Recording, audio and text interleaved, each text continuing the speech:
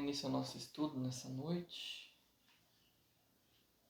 Felizmente não podemos estar juntos aí, mas não nos impede de meditar na palavra, de estudá-la. E nós estamos estudando, durante essas semanas que se passou a respeito de Davi. Semana passada nós vimos a morte de rei Saul e a coroação de Davi. Segundo Samuel, no capítulo 2 ali, os seus primeiros versículos mostram como foi essa coroação. Que Davi, ele pergunta ao Senhor, ele busca ao Senhor para saber se essa era a vontade de Deus. E obedecendo a Deus, então Davi vai para Hebrom e ali os homens de Judá o coroam como rei de Judá. Só que agora, os versículos de 2 Samuel, a partir do capítulo 2 ali, a partir do versículo 8, nós vemos que isso muda um pouco de figura. Essa noite nós vamos estudar 2 Samuel do capítulo 2, 8, até o começo do capítulo 5. Então eu peço que fiquem com a Bíblia aberta aí, que vocês possam olhar e observar, fazer as leituras, porque nós não vamos ler todos esses textos, São muito. Vamos ler de acordo conforme nós vamos caminhando. Mas vamos ler então 2 Samuel 2, a partir do versículo 8 aí, ó. Como vocês podem ver no início do capítulo 2, foi o texto que nós lemos semana passada, que ele foi ungido ali, rei sobre Judá. E 2 Samuel 2, 8 diz: Abner, filho de Ner, capitão do exército de Saul, tomou a Isbosete, filho de Saul, e o fez passar a Maanaim, e o constituiu rei sobre Gileade, sobre os Assuritas, sobre Jezreel, Efraim, Benjamim e sobre todo Israel. Da idade de 40 anos era Isbosete, filho de Saul, quando começou a reinar sobre Israel, e reinou 2 anos. Somente a casa de Judá seguia Davi. O tempo que Davi reinou em Hebrom, sobre a casa de Judá, foram 7 anos e 6 meses. Vamos continuar. Saiu Abner, filho de Ner, com os homens de Isbosete, filho de Saul, de Manaim, a Gibeão. Saíram também Joabe, filho de Jeruia, e os homens de Davi, e se encontraram uns com os outros perto do açude de Gibeão. Pararam estes do lado de cá do açude, e aqueles do lado de lá. Disse Abner a Joabe: Levantem-se os moços e batam-se diante de nós, respondeu Joabe. Levantem-se.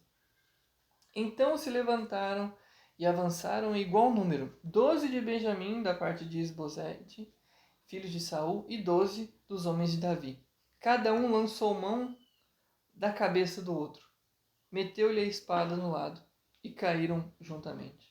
De onde se chamou aquele lugar Campo das Espadas, que está junto a Gibeão.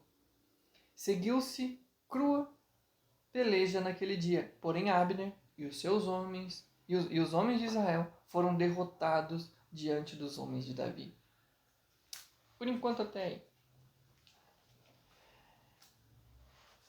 Nesse combate que acontece no reino de Davi aí, e de Isbosete, a gente pode ver que os primeiros anos do reinado de Davi, logo os versículos ali na sequência da sua coroação, já é esse acontecimento, guerra, esse combate, esse conflito. Uma guerra civil ali em Israel. E inicialmente apenas a tribo de Judá reconheceu Davi como rei.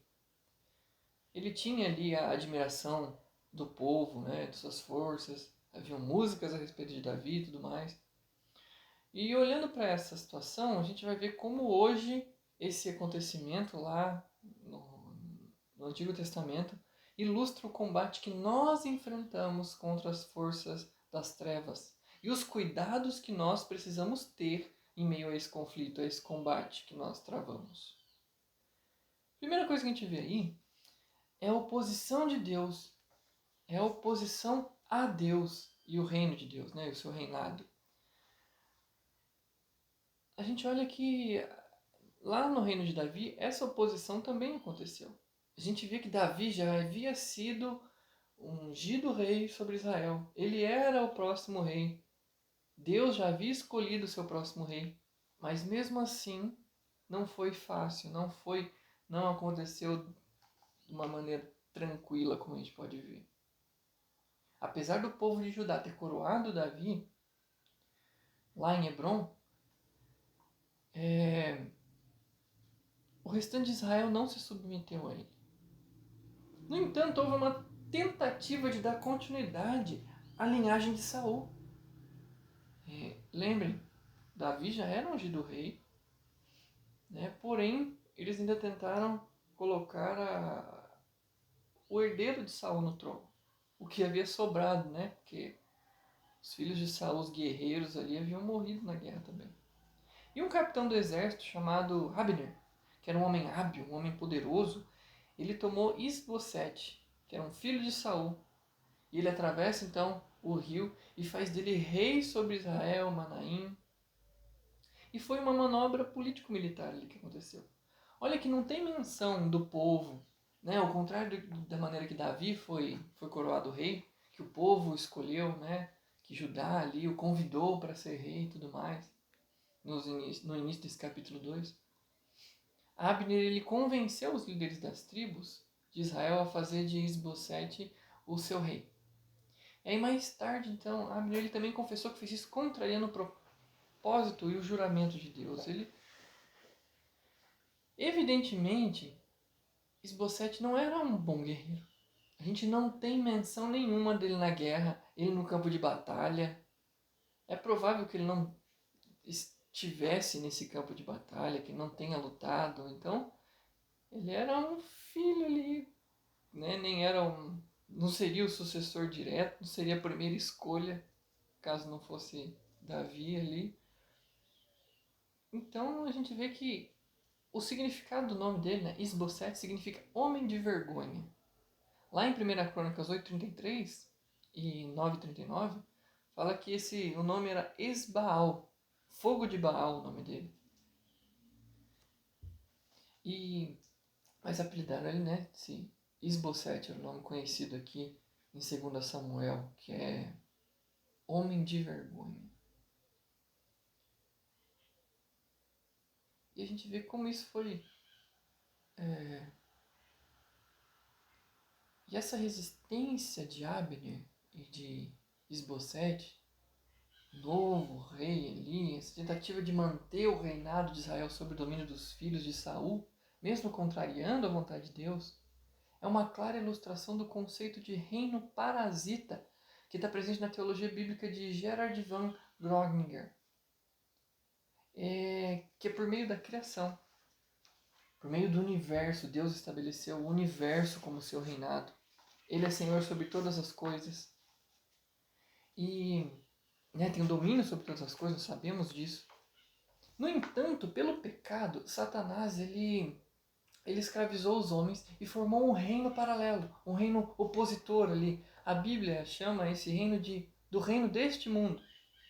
E esse reino não tem existência própria, porque ele só pode existir a partir da tentativa de usurpação da autoridade de Deus sobre determinada. Ele exerce essa autoridade sobre determinada parte do reino de Deus, com poder limitado ali, ele tenta alguma coisa. Deus é rei de fato e de direito. Deus é rei de fato e de direito. Mas Satanás, mesmo sabendo disso, faz oposição, faz guerra a isso. Deus é Deus. Não tenha dúvida, não tem como ele não ser soberano sobre todas as coisas. Porém, Satanás insiste em se opor a Deus e colocar muitos de nós em oposição a ele. Porque essa parte que ele tenta dominar é justamente o coração dos homens. A gente pode visualizar essa situação, o esforço do reino desse mundo para não submeter a vitória de Cristo. É tão óbvio. Cristo morreu na cruz, venceu os pecados, venceu a morte. A vitória está na mão de Deus, mas mesmo assim, esse mundo se opõe a isso. Se opõe à palavra santa e poderosa de Deus. Esse reino que veio fazer oposição ao reino de Deus, que está sob o domínio de Satanás, veio para tirar os homens do caminho santo. Mas Jesus, o reino de Deus que foi inaugurado em Jesus aqui, ele veio para tirar justamente os homens do domínio de Satanás. Satanás sabe que tem pouco tempo. Satanás sabe que a derrota dele já está decretada. Não há solução para ele, mas mesmo assim ele trabalha constantemente, ele não descansa para fazer com que os homens se desviem desse caminho maravilhoso. E nisso se opõe ao reino de Deus, faz guerra, perseguição contra o povo de Deus. Lá em Apocalipse nós vemos claramente isso, nos últimos momentos, como Satanás vai se opor ao reino de Deus. Nós não estamos vendo isso acontecer nos nossos dias? A oposição do mundo ao reino de Deus, a palavra. Quanta desobediência, como o pecado tem tomado conta do coração humano. É oposição. Esse reino existe. Nós estamos em constante guerra contra as forças do mal. E olha só o texto bíblico. Ele passa a descrever o conflito entre o reino de Davi e o reino de Isbosete. Nós lemos já os versículos ali, a partir do versículo 12. Abner, ele foi comandante do exército de Israel. Joabe, que era primo de Davi, ele foi comandante do exército de Judá, então. E o povo de Deus, dividido em dois, foi essa peleja, foi essa guerra. Abner reuniu os homens de Isbosete ali, foi para Gibeão, para o vale de Gibeão. Joabe fez o mesmo com o exército de Davi. E foram os dois essa peleja. Mais uma vez, a iniciativa do combate foi de Abner. Abner procura essa guerra. E ele fez um desafio, então, semelhante ao que Golias fez lá ao povo. Ele propôs que cada exército enviasse, então, uma quantidade igual de soldados, ali, de heróis, para que eles se degladiassem ali e ver quem saía a vitória, para não ter que morrer todo mundo, né? Aí, então, a gente vê nesses textos que saíram 12. Foi um combate de 12 de cada lado. Podia ter sido num futebolzinho. Não, foi numa guerra. Ele tentou evitar a todo custo e foi isso que aconteceu. Os moços de Judá, de Davi, 12 de cada lado, foram a essa peleja. Só que olha o que acontece. A gente olha no texto ali, ó, a partir do versículo 16, que cada um lançou mão da sua espada e acertou cada... Eles se mataram mutuamente ali também. Não sobrou nada de nada. 12 foram para a guerra, os 12 morreram ao mesmo tempo. E isso parece que Parece que então as forças eram muito equiparadas, muito parecidas, né? Estavam equilibradas as forças ali. Os dois exércitos pareciam equivalentes em poder, né? E indicaria então um combate árduo, combate equilibrado, duro, com muitos mortos de ambos os lados, que depois dessa peleja onde os dois morreram, os dois exércitos foram se degladiar lá e foram ver quem venceria. Imagina se os 12 terminou empatado, imagina o exército como seria. Ia ser uma chacina. Porém, não foi isso que aconteceu. A gente olha ali no versículo 17 mesmo. Seguiu-se uma crua peleja naquele dia. Porém, Abner e os homens de Israel foram derrotados diante dos homens de Davi. Apesar de um exército ser muito parecido em força e poder, eram o mesmo povo, né? Depois se dividiram e tudo mais. Foi uma batalha que foi violenta, mas os homens de Joabe foram superiores e derrotaram os homens de Abner. A gente percebe, então, que embora as forças fossem equivalentes, o exército de Davi tinha algo nitidamente a seu favor. A bênção de Deus. Olhando humanamente ali as características dos exércitos, ficou provado que eles eram muito parecidos. Só que um detalhe fez toda a diferença. A bênção de Deus estava ali com Davi, o povo de Judá. E assim, no final daquele dia, 20 homens de Judá foram mortos. Apenas 20. Enquanto de Abner perdeu 360 soldados. Uma diferença enorme para um exército tão equiparado. E percebendo então a inferioridade do seu exército, Abner e o restante do exército que sobrou ali bate em retirada, foge. Viu que não tinha como vencer. Estavam sendo ali destruídos pelo exército de Davi. E um dos irmãos de Joabe, então chamado Asa, que a gente pode ver a partir do versículo 18 ali, ó, como vocês podem ir acompanhando, ele era um homem, um guerreiro muito ágil, muito rápido, e ele passou a perseguir Abner então sem trégua. Ele sabia que se ele matasse Abner, que era o comandante do exército rival ali, essa guerra ia ser vencida ali no primeiro dia. Sem um comandante, ia acabar essa guerra num instante. Porém, Abner colocou alguns soldados então para distrair Azael no caminho, para que o matasse ali. Mas esse não desistia. Azael realmente era um guerreiro formidável. Ele foi e perseguiu, destruiu alguns homens ali no caminho. E Abner então pede para Azael desistir. Mas isso porque ele acreditava que ia criar uma inimizade insuperável com o comandante do exército de Davi. Azael era filho, né, do comandante de Davi. E então ele acredita que se ele matasse Azael, não ia ter jeito dele pedir uma retratação, algo assim. Ia ficar difícil se ele matasse Azael. Então ele pede para que Azael, né, parasse com essa perseguição. Parece um relato favorável, parece ser uma boa situação, né? Bom, ia ter morte, alguém ia sair dali morto.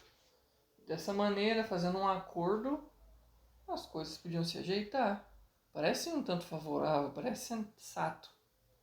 E Abner dá a impressão de que ele tentou evitar, então, a todo custo, um combate que ia ser mortal. E as propostas eram razoáveis, eles colocavam limites seguros ali dentro daquele conflito. No entanto, um detalhe deve chamar nossa atenção.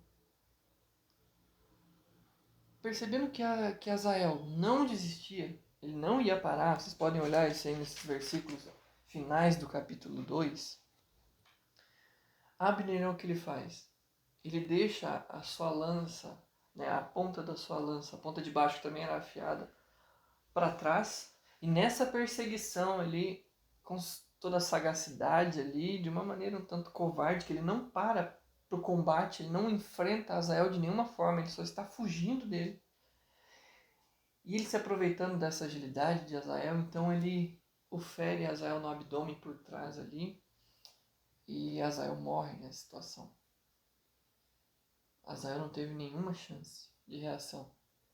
Foi um tanto traiçoeiro ali, uma maneira covarde. Ele não para lutar, ele simplesmente foge e é assim que termina essa perseguição.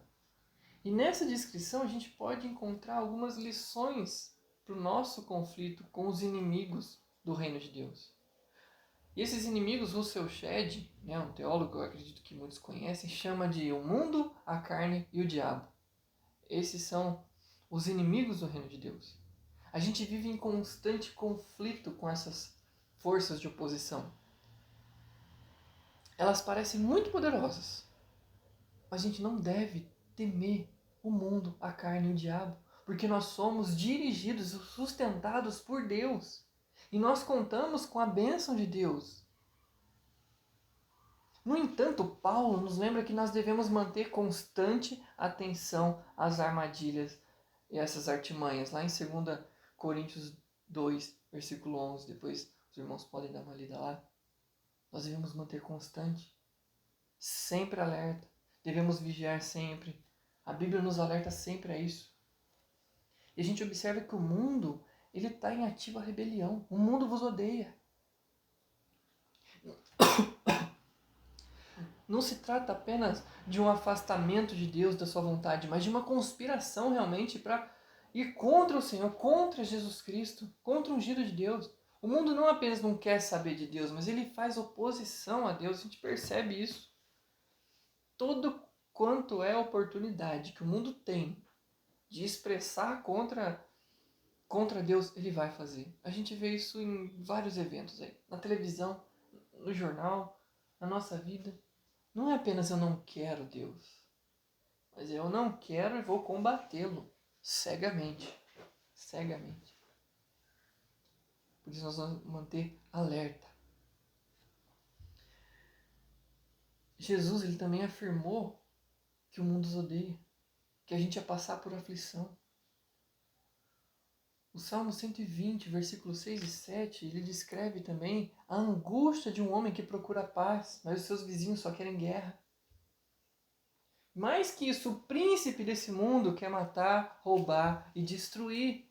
Nós sabemos que o inimigo veio para isso, para matar, roubar e destruir. Está lá em João 10:10. Por isso que ele é chamado inimigo de nossas almas. Ele constantemente quer, se apresenta para atacar, para matar, para roubar, para destruir, para fazer oposição. Coloca suas armadilhas, coloca a tentação de todas as formas. Não descansa. Está sempre se opondo aos filhos de Deus. Pedro descreve, lá em 1 Pedro 5:8, como um leão que ronda ali, pronto para devorar, para estraçalhar, para destruir. A gente tem que se conscientizar de que a gente está em guerra. Não apenas contra o coronavírus, mas nós estamos em guerra contra este mundo que se opõe à palavra de Deus, se opõe ao reinado de Deus, ao povo de Deus. Nós estamos em guerra, irmãos. Nós somos uma igreja que deve militar, lutar, nos preparar. Tem que ter essa consciência. A gente precisa se revestir de toda a armadura de Deus. Está lá em Efésios 6:11, lembra? Devemos estar preparados, firmes contra as ciladas do diabo.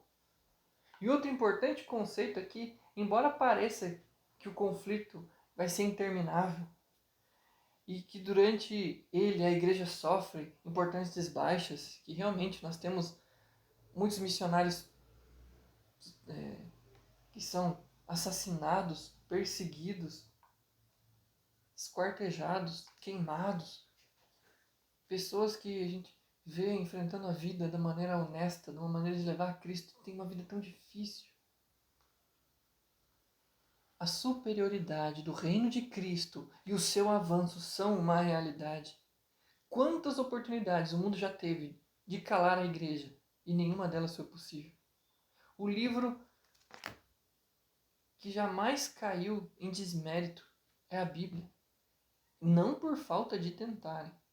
Durante toda a Bíblia, desde o tempo de Jesus, a gente vê que tentam destruir a palavra de Deus, tentam fazer com que caia em desmérito, que Jesus fosse tido como mentiroso, como um agitador apenas, um simples profeta. Mas isso jamais vai acontecer. É o poder de Deus. É o reino de Cristo. É o seu avanço. Isso é real. Muitos crentes vivem com medo dos poderes de Satanás do mundo. São as ideologias malignas aí, os prazeres, os costumes pecaminosos, as práticas maldosas, corruptas, realmente cruéis que o mundo exerce, tem feito com que muitos superestimem o poder de Satanás. Que realmente nós temos visto como esse mundo é cruel, como o maligno tem tomado conta, como ele é ardiloso, ele é sagaz. Isso nos assusta. Mostra a eficácia de Satanás em saber o que ele deve cutucar em você para que você caia na tentação. No entanto, ainda devemos fugir do mal e do pecado. A Bíblia nos ordena a resistir a Satanás. Lembra que está lá em Tiago 4, versículo 7? Devemos resistir ao diabo e ele fugirá de vós. Resistir ao diabo e ele fugirá de vós. Jesus ele afirmou que edificará a sua igreja e que as portas do inferno não prevalecerão contra ela. É a palavra, é a promessa. A promessa de Deus é uma promessa cumprida. E o reino de Cristo sempre avança, salvando e transformando aqueles que estavam perdidos. Quantas pessoas nós conhecemos que Deus tem transformado vidas, tem salvado no meio da tribulação, no meio da guerra. Deus salva, Deus liberta. Na história da igreja mesmo, a gente pode ver ali O sangue dos mártires foi o que abriu o caminho ali. A igreja cresceu, né? Regada pelo sangue dos mártires. A semente do evangelho foi regada no sangue dos mártires. Os inimigos de Deus têm consciência da sua inferioridade. O inimigo já sabe que ele está derrotado. Já conhece o inferno, está reservado para ele e para quem segue a ideia maligna de Satanás. Quem se opõe a Deus, quem não obedece os preceitos, por mais bonzinho que seja, se não é de Deus, é de Satanás. Não tem outro caminho. Jesus é o único caminho, verdade e a vida. E os inimigos de Deus então têm essa consciência, sabem que não são capazes. E eles usam então palavras suaves, eles usam toda a sagacidade ali para que possa convencer os homens, para que enganar os homens, para cegar os homens. Eles sabem que não pode derrotar o Filho de Deus, mas eles fazem o máximo para enganar ao máximo de pessoas possíveis. Satanás procura desviar as pessoas do caminho. Nós sabemos disso, como as coisas são tão óbvias para nós. E as pessoas não veem, são enganadas, estão tão perdidas, andando neste mundo de uma forma tão despreocupada com as coisas que estão acontecendo e vivendo no meio de uma guerra. E Satanás procura então seduzir com promessas, com palavras fáceis, com um doce na boca. Ele quer que a gente deixe de lado a nossa missão, quer enfraquecer a igreja, achando que é bobagem a gente continuar, a gente insistir em ser igreja, insistir nessa palavra, num texto tão antigo. Não cai nessa. Ele está tentando nos enganar de todas as formas, tenta enganar a gente dentro da igreja, colocando heresias, colocando ofertas ali passageiras, algo que não leva a nada. Ele nunca tem boas intenções, ele nunca vai lutar com lealdade, não espera uma luta justa com Satanás. Foi assim durante a tentação do deserto lá, registrado em Mateus. Tentou Jesus, disse que daria todo o reino se ele simplesmente adorasse a Satanás, se prostrasse, se Jesus abandonasse a sua missão. Jesus se recusou e ele se ofereceu na cruz para cumprir a vontade de Deus. Assim como Azael também recusou uma oferta que parecia boa e perseguiu, ainda continuou no seu propósito. E o mesmo fez Moisés, ele também se recusou os prazeres transitórios que ele tinha ali do pecado. Ele não se amedrontou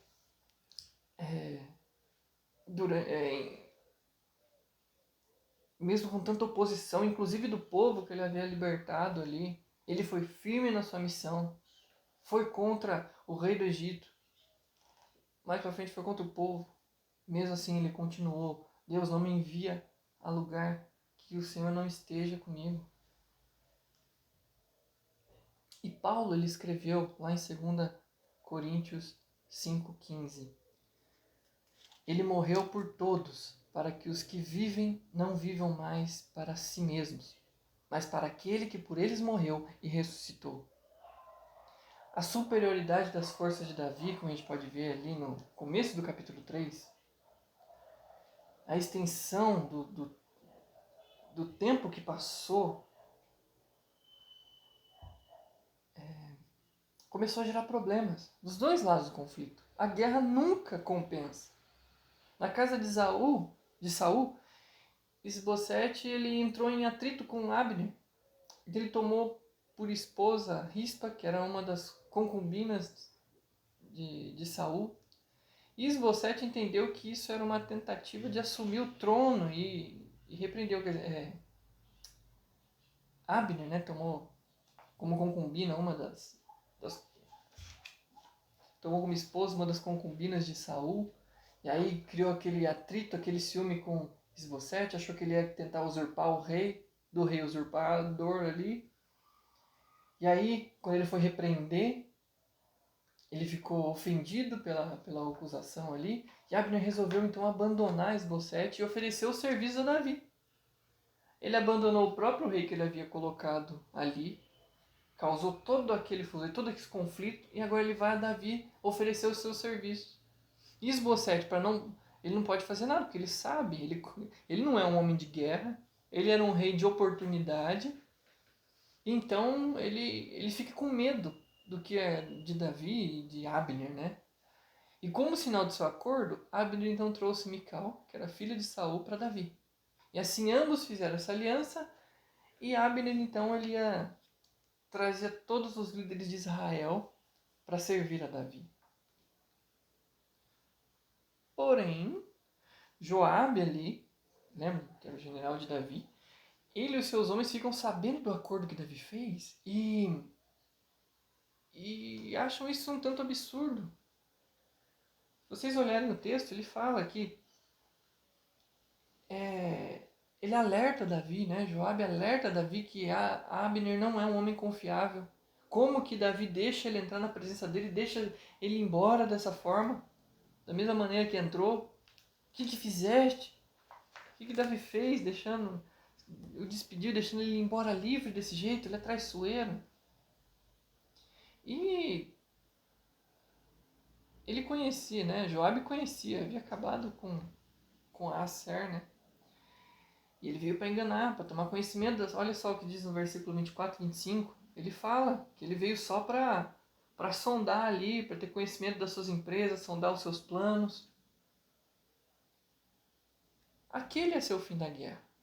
Mas também seria uma aliança com um homem claramente rebelde contra Deus. Joabe não aceitou isso, e enganando a Abner, o chamou então para uma reunião e o matou de uma forma traiçoeira também.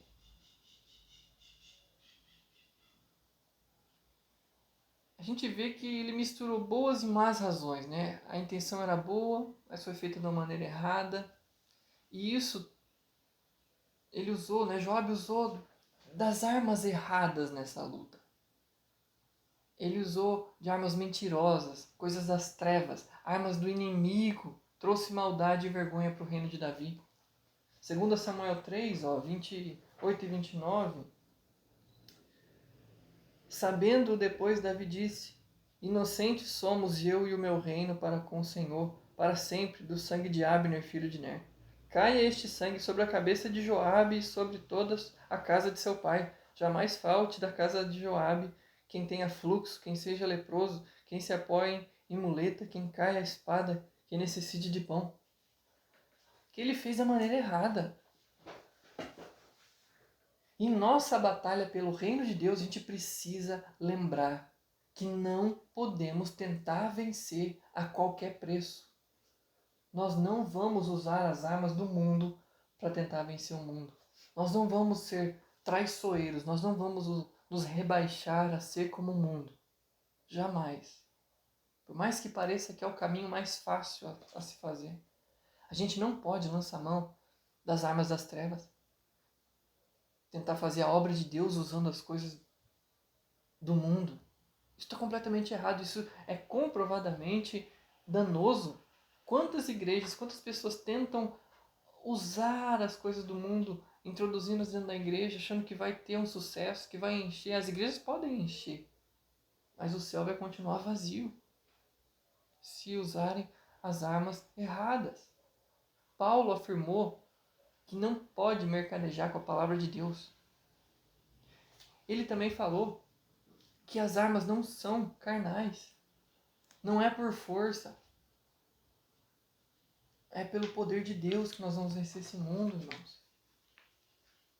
É por isso que ele recomendou aos romanos, lá em Romanos 13, 12, que deixassem as obras das trevas e se revestissem das obras da luz.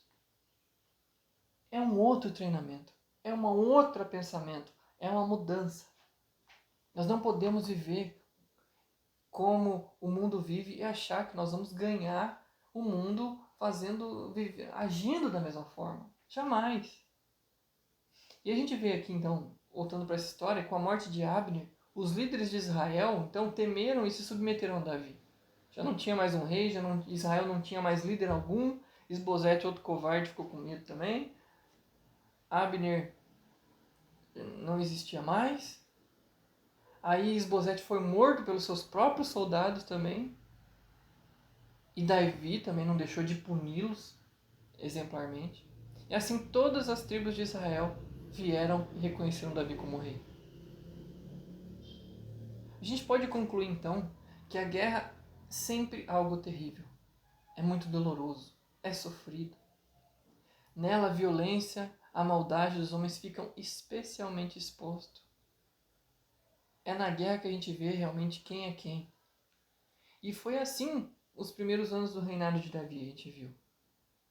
Apesar da bênção divina, da promessa de vitória, ele teve de testemunhar a morte dos seus compatriotas ali. Muitos morreram, seus amigos morreram. Ele viu a maldade dentro do reino, tomando conta desse plano, que era um plano de Deus. Mesmo assim, a maldade estava ali, entranhada e fazendo oposição a esse reino do Deus soberano. No pecado, agindo no seu próprio exército, com as intenções, a gente vê a intenção de Joabe, que foi atrás de Abner e tudo mais, usando de armas erradas. E o Senhor não permitiu que essas coisas destruíssem Israel. Era o povo da promessa ali. Ainda que por meio do pecado de Joabe, ele fez com que todas as tribos reconhecessem a honestidade de Davi e fizessem rei sobre todo Israel. Qual tem sido a sua atuação no conflito entre o reino de Deus e o reino desse mundo? O que você tem feito? Quais armas você tem se apropriado nessa luta? Como você tem enfrentado a batalha? É com coragem, com determinação? Ou tem se acovardado pelo mundo? Tem abaixado a cabeça? Tem fingido que é um espião? Que ninguém conhece que você é cristão? Você está alerta contra as armadilhas de Satanás? Você tem guardado puro o seu caminho? Santo? Tem mantido íntegro esse caminho de santidade que nós temos falado tanto? Nós não podemos aderir às obras das trevas. Os que assim procedem reinarão com Cristo por toda a eternidade. Aqueles que guardam, aqueles que mantêm determinados, aqueles que são fiéis à palavra, fiéis a Deus, não mercadejam a palavra, não desistem de compartilhar a sua fé. Um dia essa guerra vai acabar. Já está decretado, o inimigo sabe que já está derrotado, já está. Um dia Jesus vai voltar e vai nos levar com Ele. Com Ele reinaremos. Em nome de Jesus. Então vamos manter vigilantes. Devemos ficar em casa, essa pandemia está por aí, e é aí em casa que nós devemos ajoelhar, nos proteger, jejuar. Tem jejuado? Tem orado pela nossa nação? Para que quando essa pandemia acabar, as igrejas continuem ativas. Eu tenho medo de fechar a igreja como nós temos fechado agora. E será que vai voltar da forma que era? Será que os trabalhos vão acontecer? Como vai estar o mundo depois dessa guerra aí? Vamos orar, vamos meditar sempre, confiar em Deus que é soberano sobre todas as coisas, como nós acabamos de refletir nessa noite. Vamos orar agora? Senhor Deus e Pai, abençoe a cada irmão a quem essa mensagem falou, a quem o Senhor tocou, ó Deus. Senhor, que o Senhor possa realmente resplandecer o seu rosto e nos dar a paz, ó Deus. Dê tranquilidade a nós, mesmo em nossas casas, Senhor, que nós possamos ser revestidos do Teu Espírito Santo, que o Senhor possa, ó Deus, curar a cada um, que o Senhor possa, ó Pai, tocar na vida de cada um, das nossas famílias, proteja, Senhor, os nossos familiares, proteja, Senhor, os nossos amigos, ó Deus. Cuida, Senhor, da Tua igreja, ó Pai, em nome de Jesus, cuida da nossa cidade, do nosso país, do nosso mundo, ó Pai, que está tão corrompido, está tão doente, ó Deus. Senhor, nos livra dessa de vacilarmos o pé, ó Deus. Que nós possamos estar em constante vigilância, Senhor, nessa guerra. Nós já vencemos em Ti, ó Deus, que nós, Senhor, protege os nossos pés para que não vacilem, para que não se desviem, ó Pai. Para que o Senhor realmente possa colocar em nós, ó Deus, a Tua armadura, Senhor, que o Senhor possa nos proteger, nos amparar. Cuida de nós, que o inimigo, ó Deus, que já está derrotado, não venha nos causar dano, não venha nos nos atrapalhar nesse momento, protege, Senhor. Cubra-nos com a tua bênção, ó Pai. Que nós possamos nos agarrar e confiar em Ti. Por mais difícil que seja o momento, por maior que seja a crise, nós cremos que temos um Deus que é poderoso, que nos livra, que nos liberta, que já nos salvou. Em nome de Jesus que nós oramos. Amém. Deus possa guardar e proteger e que logo nós possamos estar juntos de novo, podendo nos abraçar, conversar. Que Deus os abençoe. Boa noite.